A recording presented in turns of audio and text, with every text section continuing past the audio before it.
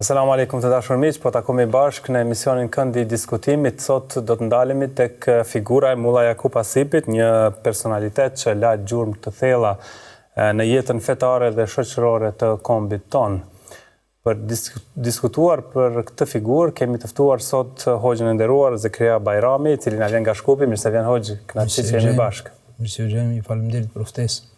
Hoxh, Mulla Jakupi sa herë përmendet në shoqëri aludon me një personalitet jashtëzakonisht të madh dhe të respektuar tek shqiptarët, sidomos tek besimtarët. Si dhe kur u njohët me Mulla Jakupin? Elhamdulillahi Rabbil Alamin, wassalatu wassalamu ala sayyidil anbiya wal mursalin.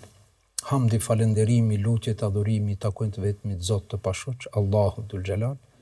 Salatet, selamet, përshëndetjet tona ja kushtojmë edukatorit tonë Suprem Muhammed Mustafa sallallahu alaihi wasallam. Kështu që me këtë pyetje hap një derë apo një histori, është një kthim në kohë. Një kthim në kohë. Unë jam njoftu me Hoxh Jakub Hasipin, Allahu e mëshiroft, në Kairo vitet e 80-ta, kur ai ka ardhur nga Siria, që ka kryer shkollën e mesme në Sham, në Damask, kurse unë nga Alaudini, Prishtinës, po, dhe jem taku në Kairo. Atje kemi qenë atëherë mbi 80 student shqiptar nga Kosova dhe Maqedonia, por takimi me Hoxh Jakupin ka qenë i dalluar nga takimet me studentët tjerë. Ka qenë i veçantë dhe prej ati jemi njoftu dhe jemi afru shpirtërisht, ideologjikisht me to. Kem bisedu për të ardhmen, kem bisedu për popullin e kështu me radhë, edhe gjatë studimeve kemi qenë shumë afër mes vete, e pastaj jemi kthy në vendlindje pasi kemi kryer fakultet.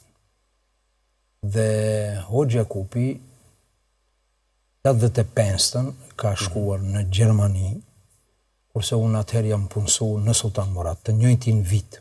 Në Shkup, jo. Po.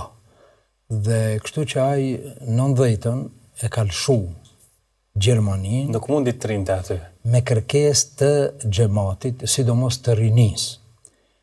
Po thonë të drejtën, gjatë kohës duke qenë në Gjermani, kur vinke, u takofshim, bisedojshim dhe ja thoja, o shejbe, nuk jashtë puna ite në Gjermani. Edhe atje kishte normal sukses, nevoja, lipte, po në vendlindje ishte hapësira më e përshtatshme për davet dhe për ta tregu ai diturinë e tij, aftësinë e tij. Kështu që, alhamdulillah, në vitin e 90 ai u kthye nga Gjermania dhe filluam aktivitetet e përbashkëta. Pra, filloi edhe bashkëpunimi, pastaj edhe kolegial. Ashtu dhe 90-ën unë pata një ceremoni të hatmes në Sultan Murat, ku si xhamia Sultan Murati, që është më e madhja xhamia atje, u mbush për plot me rini intelektual që nuk ishte më parë e tillë, ishte fillimi i asaj zgjuarsisë apo ringjalljes. Ishte kjo figurë që tërhoqi gjitha xhamat? Po, kështu që ishte shumë intelektual, atëherë ishte në themelime si për lëvizja prosperiteti, mande u bë parti, po ne nuk kishim të kyçur diçka ashtu, po e përkrahnim si lëvizje ndër shqiptare, dhe në atë të bim kemi patur disa deputete, anëtar të kryesive të asaj lëvizje, dhe rini shumë, edhe kanë folë aty disa personalitete që janë të thuja regjistruar të ingjizuara, por fjallën e rastit i kishte Hoxha. Dhe ati ka bë një bum fjallimi i tij, që shumë prej tyre që kanë qenë prezent, që ndoshta për herë të parë kanë hyrë në xhami, janë bërë më të xhamisë. Ai fjalim me të vërtetë preku zemrat. Po, preku zemrat e të gjithë atyre intelektualëve që nuk kishin dëgjuar ato deri atëherë fjalë sikur ata prej ndonjë hoxhe, thëmë, hoxhallar ka pas, jo që s'ka patur hoxhallar, alhamdulillah, por ata e kanë patur rastin që të marrin pjesë në atë tubim. Kështu që ajo tribun, ajo hatme ka qenë, dhe fjalimi i hoxhës i rastit ka qenë i mrekullueshëm. Kjo është nisma e paraqitjes publike dhe organizimeve të tubimeve që i quajnë pastaj në tribun, dhe në fund të 90-s, natën e vitit ri, apo mos gaboj çati afër ka qenë, hoxha e organizoi një tribun në fshatin e tij në Slupçan. Herë e parë. Me të vërtet, me plot kuptimin e fjalës ka qenë e mrekullueshme. Nuk kishte vend xhamia o borri, edhe çka ishte karakteristike se shumë të ri filluan të inkuadrohen. Dhe ajo tribun ka qenë për mashallah, edhe pastaj mandej prej aty ka marrë hof ligjerimi i përbashkët, tribunat, sidomos Slupçan. Dhe ka vazhdu bashkëpunimi deri... Ka vazhdu bashkëpunimi deri në fund të jetës. Por për fat të keq që në fund të jetës së tij unë isha në haxh, kur ai ka ndru jetë. Dhe edhe sot të kësaj dite kur më kujtohet ai lajmi i mërzitshëm që ai ka ndru jetë, unë duke qenë në haxh, po ja falëm namazin e gjenazës. E quhet Salatul Gaib, ja kemi falë në Arafat, me shumë axhile. Pra në distancë. Kështu ishte ajo, po. Edhe kështu që ka vazhdu aktiviteti i përbashkët me hoxhën në Shkup. Kishit aktivitete edhe jashtë Shkupit, jashtë Maqedonisë? Po, kemi pas disa aktivitete atje të përbashkët, apo ka qenë pak më e reduktuar aktiviteti për disa arsye. Hoxha nuk i ka pasur, them realitetin, nuk ka patur shumë xhami hapësirë, nuk i është dhënë, por dyert e Sultan Muratit kanë qenë të hapura, kemi pas shumë tribuna, shumë ligjërata të përbashkëta, po kemi patur ligjërata të përbashkëta më shumë edhe në Kosovë. Siç është Prizreni, Ushtria, Mitrovica, Peja. Bile mbaj mend në Ushtri kur i kemi mbajt një ligjërat, ka qenë edhe Hoxh Muselemi, edhe është bon Hoxh Sabaudin Mahmuti e disa të tjerë, edhe na po mbajmë ligjëratën brenda në xhami në Ushtri. Po. Dhe kur na tregojnë se policia serbe na kish rrethu, po nuk u gjetën, nuk ban kështu agresivitet, po veç na kishin përcjell, edhe para ato i shkon habi, çka është kjo, si ishin mësuar edhe ata, as edhe ata si ishin mësuar me pa ashtu tubime madhështore.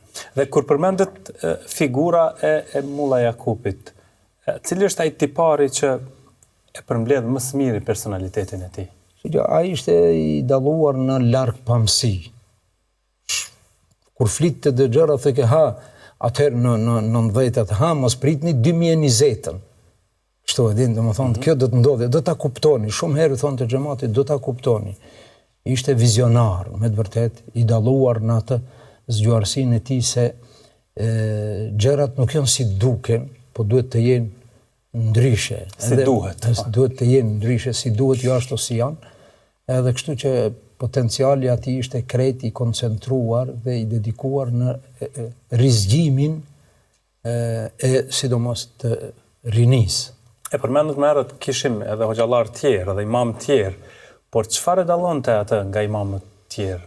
Po thash se kishim që të mos u hinderhak, thash edhe një herë atje ishte që bashkëpunonte edhe shpirtërisht me neve ishte profesor Sabaudin Mahmuti, edhe pse është pak më i vjetër se ne, Allah i dashtë jetë gjatë, inshallah. Ishte drejtori i medreses. Po, ishte drejtori i medreses. Ishte Hoxh Ejup Selmani nga Tetova, që na përkrahte. Ishte Hoxh Ridvan Kurtishi, është në Gjermani, edhe pse ishte më i ri, po veç atëherë i bashkangjit. Edhe nga Kumanova kishte një hoxh u bë parahmet e mbytën sërbët ato Rexhepi ka pas emrin. Edhe dhëndri i tij Hoxh Ridvani, kështu ishim një grup hoxha, mashallah, po në krahasim me numrin e të gjithë hoxhallarëve, përsëri ishte një numër i pak, të them. Megjithato ka patur shumë bereqet, puna, aktiviteti. Sa rëndësi jep të dijes, asaj pjese intelektuale? Po zotën, synimi ishte rreth dijes, madje që ka edhe një libër për diturim. O Gjakupi ka një libër që është përmbledhës i ligjëratave të tij që ka mbajtur rreth diturisë. Hoxha një libër, është libri i botuar për diturin, ku ai ka folë më së shumti dituria, morali, largpamësia, si duhet të shifen gjërat, jo ha për ha.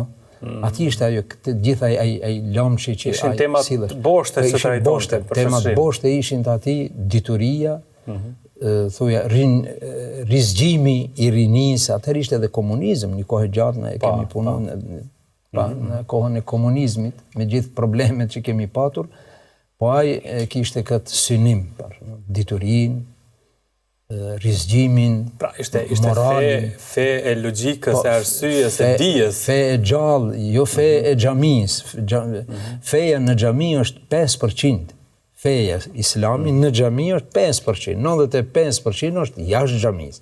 E synimi i hoxhës ishte ai që ta nxjerrë fejen edhe jashtë xhamis. Të mos mbese feja brenda 4 murë. Të jetosh musliman. Po, të jetosh në çdo hap të jesh musliman, jo vetëm në xhami. Në xhami të gjithë janë musliman. Por kur dalën prej xhamisë sa janë musliman. Ne nuk themi se nuk janë musliman. Po shumë njerëz në xhami janë musliman në të nivelit të lartë, jashtë xhamie janë diçka tjetër. Hoxha kishte synimin ai xhamati që është në xhami, që ndëgjon hoxhën në xhami. Ky devocion, kjo devotshmëri tjetë edhe jashtë xhamis. Tjesë çaj i xhamis, tjesë edhe jashtë xhamis. Ai rivi i cili është në shkollë, është në studime, thoshte shumë herë sa e këndshme do të ishte edhe sa do t'i ngjante një të riu dhe një të rejes që në çantën e tij ta ketë një sexhade të vogël, edhe një Kur'an. Me këtë do të ta bëjë mishërimin e fesë me shkencën. Sepse atëherë ishte botë kuptimi që feja i takon vetëm objekteve fetare. Po, atëherë ishte dhe feja ju takon vetëm plegjve, hoxhallarëve, rinia. Unë kam pasur raste kur studenti ka qenë mashallah i mirë, u patën fillu rinia, me të vërtet ka qenë, ndoshta dikujt i duket e madhe, po ligjërimi jo në atë kohë, i hoxhës e jelë, ka qenë me të vërtet një lloj ngritje apo një revolucion në rini që ta kuptojnë se edhe studenti mundet me u falë. Edhe ai i xhamis mundet me qenë student. Edhe ai që është në punë. Edhe ai që është në punë, edhe ka pas raste kur unë prindit i kam thënë se më ka thonë, hoxh, ki djalë jam mirësh në studime në fakultet, ase pa, falet, lexon Kur'an e humb kohën. Dhe më thonë, si pas ati, edhe më ka dhe, unë i thëmë obir, nuk jam kundra fesë, po njëherë krye fakultetin, ma ndej falu. Kështu botë kuptime kishte. E këtu i kemi pas ato gërshetimet që jo vetëm... Pra, raheshin këto tema. Ka qenë aktuale, arsimi i rinis dhe jetimi të jetuarit e islamit si student, apo si i ri. Në anën tjetër, ishte zë i fuqishëm në ruajtjen e identitetit fetar dhe kombëtar, apo jo? Po, edhe ajo ishte një nga synimet e tij që të bashkohet feja me çështjen kombëtare, të mos e ndajmë, si thonë ato. Kombja feja. Po, a kombja feja, jo, feja dhe kombi. Zbashku, jo ajo apo kjo. Edhe mo për fat të keq në për tribuna, ne bëhet pyetja, a feja është para a kombi? Edhe shumë herë ju kemi thonë, madje që thotë hoxh, cilën e kishe lënë para, fejen a kombin? Unë i thonë, ti cilin sy e kishe vërbu më parë, të gjatin apo të majtin? Feja dhe kombi janë si dy sytë e ballit dhe duhet të ruhen të barabartë. E kishte synimi i ligjëratave tona, sidomos i hoxhës kur jemi te fjala për hoxhën. Në anën tjetër, nuk linte edhe pa bërë, themi ashtu, kritika dhe ndaj kolegëve, ndaj hoxhës si institucion, kërkonte që të gjithë jenë më të angazhuar. E shihte me shumë përgjegjësim çështjen e imamllëkut, çështjen e xhamisë. Zotën, Allah është problem. Zotën, ajo ishte shkaku që nuk ishte i mirëpritur në institucion. Po kjo nuk është akuzë ndaj dikujt, po është e vërtet se nga thonja e tij Hakun, kulil haqqa walau kana murran, Po uje të vërtetën edhe nëse është e hidhur, edhe ai duke u bazuar në këtë parim, ishte i qartë dhe ishte i drejt për drejt. Edhe kritikonte. E përjetonte shumë. Po, përjetonte këto dhe kritikonte njerëzit e institucionit, po ndoshta edhe ata të cilët heshtin për shkak të institucionit e heshtin të vërtetën, ai ishte i hapur, ai nuk kishte kufi deri këtu. Jo, ai ishte edhe larg pamës, po edhe deri aq gjë sa shifte edhe e thoshte ato edhe vepronte. Kjo zotën ishte ajo që nuk ishte, për fat të keq, nuk ishte i mirë pritur në shoqërinë zyrtare. Dorë në zemër edhe institucionet kishin presionet asaj kohës të regjimeve të atërshme. Po, normal që xhamiat i porosiqin disa imam, hoxhallar, përgjegjës të xhamive që të mos i hapin derën, të mos e mirëpresin. Kështu ishte ajo është realitet, ato e dinë të gjithë. Po. Dhe dallimet, mendimet të ndryshme që janë diversitet, janë vlerë brenda fesë, si i trajtonte? Po, kjo ishte ajo... Por edhe brenda vetë komunitetit. Po, ai i trajtonte ato se me të vërtet është një gabim në atë formë, mirë po erdhi rradha që pak u zbutë situata edhe ai arriti sipas vullnetit të, sidomos në Kumanov, të hoxhallarëve që kishin respektin ndaj tij, edhe arriti të zgjedhet mifti i Kumanovës. Por ai nuk e gjente veten mifti, ai përsëri ishte ai Hoxha Kupi, ato bile habiteshin, po miftit qëra herë kështu. Ai përsëri e kishte synimin davetin, ligjëratat, nuk pushonte. Atë e kishte, thotë, kjo është detyra të cilën e bëjmë me orar. A këtë tjetrën e kom pa orar, 24 orë jam ai që ishte. Njihej shumë për rolin që kishte gjithandej, por edhe për mënyrën se si përgatiste ligjëratat e tij, me orë të tëra i kushtonte një ligjërate që kishte për të ligjëruar. Po ja u thonte njerëzive, direkt u thonte, nuk është e lehtë të dalësh të ligjërosh para popullit nëse nuk përgatitesh me orë të tëra. Pra, kjo është ajo përgjithësia. Me orë të tëra përgatitesh se folën në emën të Allahut dhe të pejgamberit, nuk folën në emën të drejtorit apo të kryetarit apo se flet në emën të Allahut, thot Allahu, thot pejgamberi. Nuk është e lehtë, me të vërtetë, por ai këtë e kishte parasysh. Dhe në anën tjetër masa e xhamatit nuk është e njëjtë, pra ai ishte pak është edhe problemi se xhamati nuk është sikur studentët në fakultet. Unë një profesor më tha valla ne të arsimit edhe ju xhallarët e kemi problem se thash jo nuk i kemi të njëjtin problem valla, se ti ke një gjenerat i ke. Një studentët janë të njëjtit vit të lindura pa afër. Na kemi gjyshin, babën edhe nipin në xhami. Edhe duhet hoxha të jetë aq i përgatitur që t'jep hisen e vetë ati plakut, t'jep hisen e vetë birit të ti, po edhe nipit të ti. Nëse i përkushton kujdes, për shembull, që ati më të riut, ato generatat tjera mbesin pa informuar. Prandaj hoxha, prandaj duhet përgatitja, prandaj thoshte duhet përgatitesh me orë të tëra, edhe ju thonte shumë herë, sa ishte shumë i lirë me xhamatin.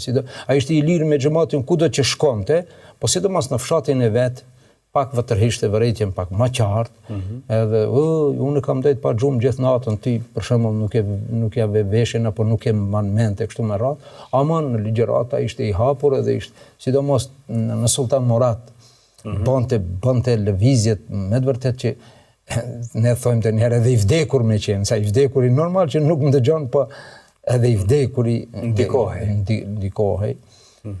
Ishte një rast njëherë që më mbaj mend ishte në tribun pas Taravije, më xhamia Sultan Murati, 2000 veta i merë, xhamati i merë vetëm mrenda. Si xhami i merë 2000 xhamat. Kishte edhe për jashtë, para mendoj sa ka patur, mas Taravije. Edhe ai dhe ligjëroje, edhe si ketu fol, ishte biseda mbrinit ajo që fëmijët tonë janë shumë të zgjuar, duhet t'ju japim material, duhet t'i zgjojmë, duhet t'ju shpjegojmë se janë shumë të zgjuar, nuk janë si ato të Evropës. Sa ai ka qenë në Gjermani 5 vite, edhe bën një krahasim. Edhe përdori një fjalë që ai mikrofonin e lëshoi mikrofonin edhe u ngrit në këmbë, nga ajo që kishte ai vullneti i shprehjes Elani, u ngrit në këmbë edhe unë i them bëj mikrofonin, tha le se më pengon më kështu ditë tu kesh, edhe thot në atë fjalorin atje si e përdorim ne. a ju kom thonë se fëmijët e Evropës janë të përluqa. A ju fjallët të përluq, nuk ose di as turqe, as qëfar është, po aje thot kështu këtë që të tërgoj se janë, do më thonë, të pandjenja, nuk kuptojnë. A i keni pasi janë, faqët i kanë kështu, po agimi i kishte ra njonit, e kishte prek, e kishte rëzu, a gjenë në Gjermani.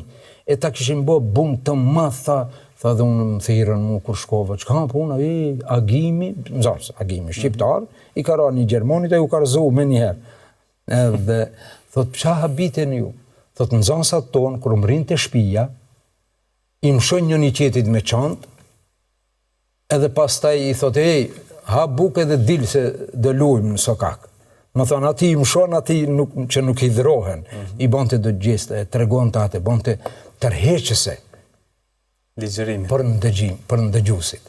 I kishtë ato të themat metodologjinë e vetë veçantë. Pra, dinte edhe në këtë formë, pra t'i afron të rinjt. E gjente modusin, e gjente mënyrën se si t'i afron. Dhe si e kupton të rolin e fesë në ndërtimin e paqes edhe bashkëjetesës? Se shoqëritë tona kanë diversitet edhe në këtë fushë. Po, jep të kontributin në atë drejtim që të mos kese ndavsi, të mos kese armiqësi, të jetohet në paqë, edhe pse në të kohën e komunizmit ne disi ishim të keq trajtuar, sidomos pjesa e fejes, hoxhallarët ata, me gjithë ato, gjithmonë ishte ka ajo që afrimi t'jese numër 1, afrimi jo ndarësia. Sigurisht. Mirë, ne do të flasim edhe për disa karakteristika tjera të Mulla Jakupit, por tani të dashur miq, ne shkputemi vetëm për pak çaste, rikthehemi pas pak për vazhduar tutje.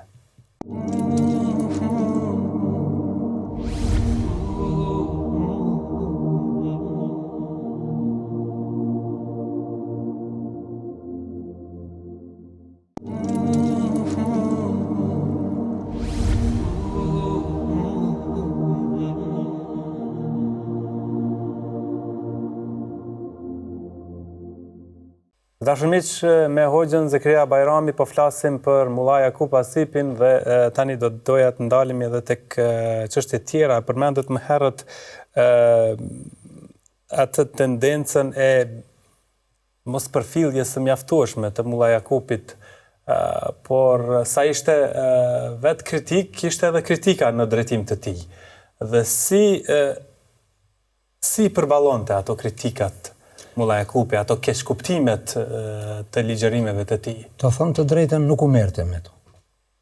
Nuk u merte me kritikat, me ato e dike se ato janë gabim. Thoshte oshe, nuk e di, a nuk kuptojnë, a nuk duan ta kuptojnë. Jakup Asipi që ki është, askush nuk del parasyre të më thote, kjo nuk është ashtu, po jo shkrunin në gazetën zyrtare El Hilal, shkrunin kundra, jo edhe mo shkrimet për fat të keq. Shkrunin kundra, jo bonin kështu, po ai nuk merrej me to. Nuk merrej me to, se dinte se ajo nuk ka vlerë të merret, as t'ju përgjigjet, po atëherë nuk ishte Facebooku, asë se do ishte sot, do ishte shumë ndryshe, po atëherë ti vetëm gazeta, kishte në për gazeta, gjujshin, ashtu kështu, po ai nuk merrej me to. Me të vërtet, ai e kishte synimin e vetë dhe, elhamdulillah, ka patur suksesin. Dhe cili është mësimi kryesor që mund të nxjerrim nga jeta Mulla Jakupit për ditët e sotme, për kohën e sotme? Wallahi do të ishte për të gjithë hoxhallarët, ajo vlen edhe për mua se ta merret si yrnek, si model i sinqeritetit, i largpamësisë, i guximit për ta thënë hakun, të vërtetën, i dashurisë që mesazhin islam ta përcjellë ku ka mundësi. Edhe pse atëherë nuk ishin këto mundësi teknologjike, sa pa të filluam, atëherë ligjëratat e Hoxhës ishin në kasetat. Pastaj u bën DVD, CD, janë shumë kasetat e tij, madje që në Turqi kanë shumë, kështu që tash janë gjithandej. Po, përcjellja e fjalës tij nuk ka mbet e kufizuar vetëm në xhami, ka vazhdu, edhe ai ka qenë i dalluar pra në këtë pikpamje të islamit që me çdo kusht islami të të përhapet edhe të arrijë atje ku ka mundësi.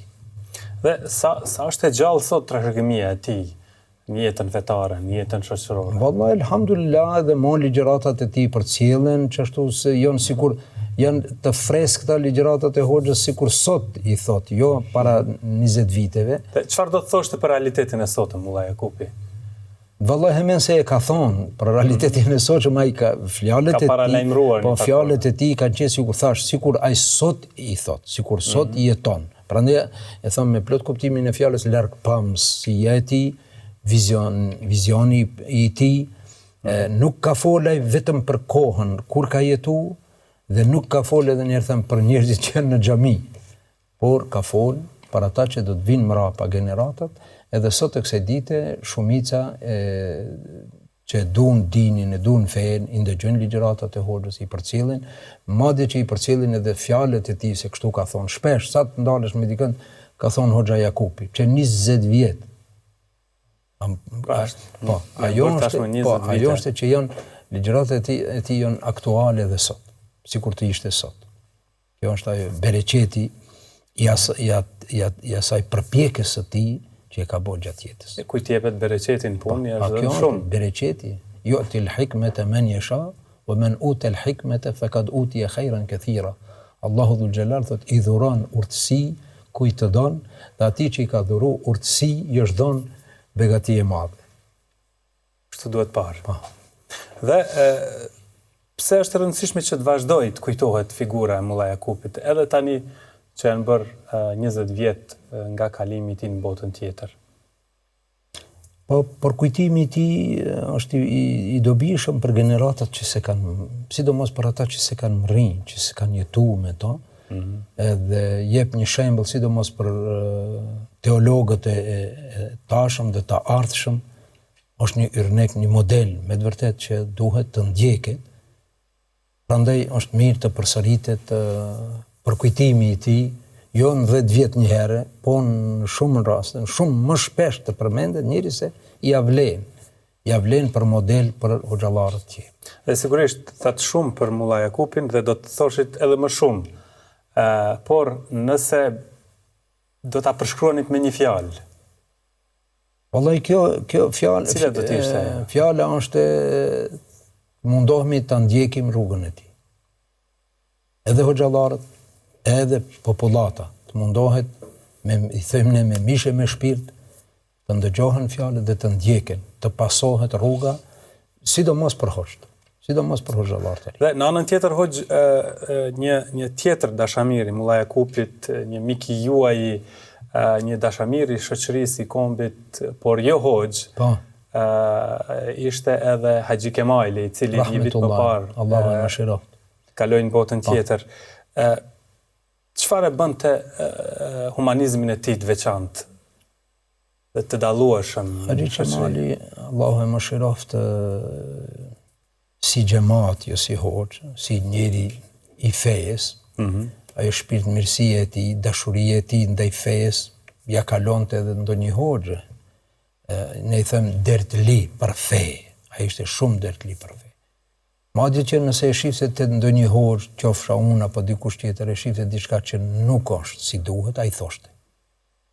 I thojmë ne pa dorza. Thoshte kjo nuk i gjan një hoxh ose kështu nuk bën. Edhe organizimet e tij që i ka bën me hoxhallarët, që kemi qenë së bashku shumë herë me Hoxh Jakupin e me hoxhallarë të tjerë, ai kënaqeshte kur të bënte hoxhallarë. Madje që disa Ramazane organizonte iftare, po në çdo iftar të ketë një hoxh të mbajë një ligjërat për ata që kanë marrë pjesë në iftar. Me thonë ishte i asaj që Islami të jetë prezent, Islami të jetë i gjallë, edhe njëherë të them Islami të mos mbese në 4 murnat e xhamisë. Dhe Haxhi Kemali ka bërë shumë, të dim, jo vetëm si humanist, si përgjegjës i sa jetimave, mirëmbajtje e tyre, kulla e tij ishte hapur gjithmonë. Kulla e tij ishte hapur, edhe i pa lodhur deri në momentin e fundit, saqë ka ndrru jetë edhe në te kulla në shërbim të asaj idesë, asaj mirësisë së tij. Dhe është kjo një dëshmi se feja dhe humanizmi ecin natyrshëm. Humanizmi është një pjesë përbërëse e fejes, është një shtyllë e fejes. Humanizmi është pjesë e fejes, me shumë ajete kuranore, ati ku është zeqati, ku janë sadakaja, ku është bamirësia, ku është sadakaj gjarje të gjitha, pra humanizmi është një shtyllë për shtyllave të fejes. Dhe duhet praktikuar nga secili besimtar. Nga çdo besimtar, sidomos nga njerëzit përgjegjës. A mendoni hoqë se tani jemi në krizë të njerëzve të tillë si Haxhi Kemali? Tash që mos thom krizë, po mungesë. Na mungon. Një njeri si Haxhi Kemali mungon Prizrenit, kullës e jetimave, shoqërisë, shumë hoxhallarëve, na mungon një njeri i tillë. Po inshallah do ta zaventojë dikush, nuk ka të pazavencueshëm, po njerëz të tillë me të vërtet shprastin e Haxhi Kemalit ndjehet veç me të shkuar te kulla e jetimave, ndjehet ajo shprastira që kalon, boshllëku që kalon Haxhi Kemali. Padyshim. Hoxhë, ne falenderojmë shumë që gjetët kohë keni me ne në këtë emision për të sjellë disa sekuenca nga jeta dhe bashkëpunimi juaj me Mulla Jakupin. Allahu ju rujt. Na kemi pas një bashkëpunim, e dinë të gjithë që edhe tham me përgjegjësi, me gjithë të tjerët që kanë qenë rreth me neve, unë personalisht me to kam pas një bashkëpunim krejt ndryshe dhe i themi ne kështu gatundarë që i themi ma ka tha krahun e gjatë. Me të vërtet, ai ka qenë krahu i gjatë imi. Allahu na bashkoft në xhenetish. Amin, faleminderit shumë. Në dashur miq, kjo ishte biseda sa i përket Mulla Jakup Asipit, biseduam pra me Hoxhën Zekeria Bajrami, ndërsa ne falenderojmë shumë që qëndruat me ne, takohemi emisioneve të tjera. Mirëmbëjtje.